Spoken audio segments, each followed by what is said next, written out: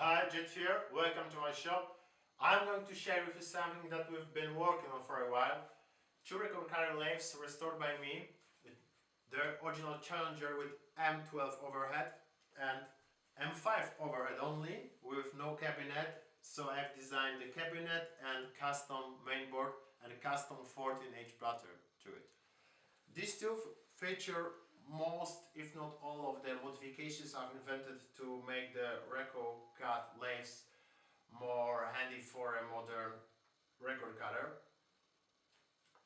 The crankless M-12 overhead has got its own crank and 18 to 20 minutes fit screw on it.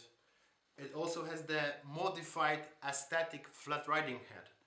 The head unit is mounted on a special block that allows the whole range of alignments, both cut and emboss, with a lot of clearance underneath, so we've still got the original small flat riding cutter head, but it's mounted the upright way, so you really may do everything you want with that, okay?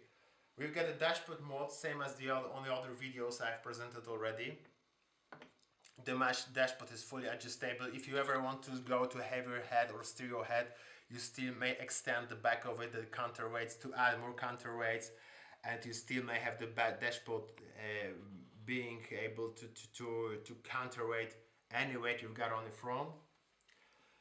And there's a section unit you may set under it, same as on this lathe, because this one is on only for emboss now, and this one is set for cutting. So that's how it looks. Both of them have the external motors.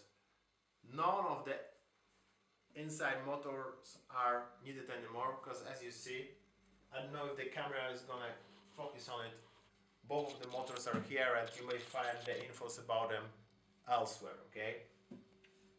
So about the M12, the M5, there's a lot of work to do to make it working, and the other modification I've done to it is the half knot housing. The original M12, M5 has a special block around the half knot, so not much room is left for the head to go up. And there's a big risk of the collision between the cutter head mounting once the head is up and the half knot. With my modification, you may put almost any head you want and still having no worries about scratching your fit screw with the L adapter or the cutter head itself. The same is here. We've really modified and minimized all the anchoring of the head, so you may still lift it up and down and having actually no trouble and no more thinking about it if you are going to crash into the fit screw or no. The M12 has got a Teflon slide now, and obviously as the rocker is much longer on the front, it needs a heavier counterweight on the back, but the weight of the whole unit does not interfere. It still has a perfect tracking and it slides smoothly, okay?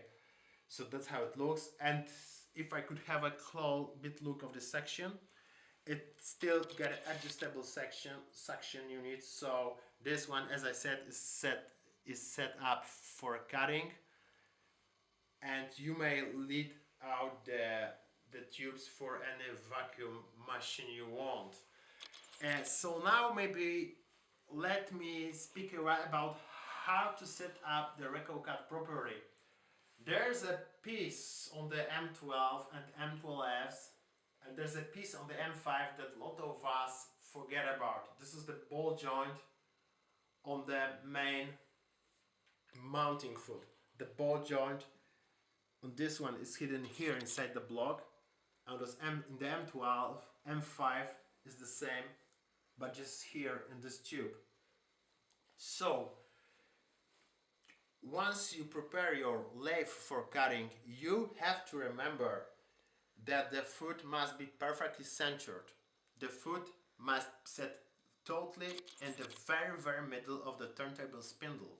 So to do that properly is, once you have the most of the other parts tight and mounted properly, is to release the ball joint using this bolt and this horizontal bolt on the M12. By releasing them, you have all of it running free, left, right, forward and back. And once you tighten it properly, you need to make sure that with no belt, driving belt, or with no inner motor, it all, even engage, steals, spins freely. Okay, this is a test to be sure that the center foot is properly centered. The same here.